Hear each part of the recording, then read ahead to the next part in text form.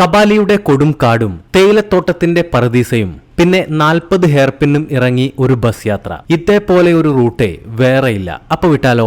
Athirappilly waterfall ഒക്കെ ഇതാ open ആവുന്നേ ഉള്ളൂ. വാഴച്ചാൽ ചെക്ക് പോസ്റ്റ് കടന്നാൽ പിന്നെ ഫോറസ്റ്റ് അങ്ങ് തുടങ്ങുക.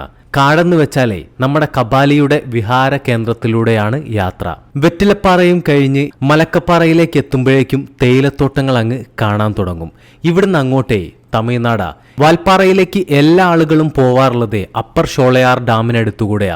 നമ്മൾ പോകുന്നതേ വാൽപ്പാറയിൽ ഏറ്റവും ഭംഗിയായിട്ട് തേയിലത്തോട്ടം കാണാൻ പറ്റുന്നൊരു റൂട്ടിലാണ്. തേയിലത്തോട്ടം കണ്ട് മടുത്ത് എന്ന് വേണമെങ്കിൽ പറയാം. അത്രയും ഭംഗിയുള്ള ഓരോരോ ഫ്രെയിമുകളാണ് ഈ ഒരു റൂട്ടിൽ ഉള്ളത്. അങ്ങനെ വാൽപ്പാറയിലെത്തി. ഈ ബസ് കണ്ടോ? ഇതിനകത്താണ് ഇനി നമ്മൾ പോകുന്നത്.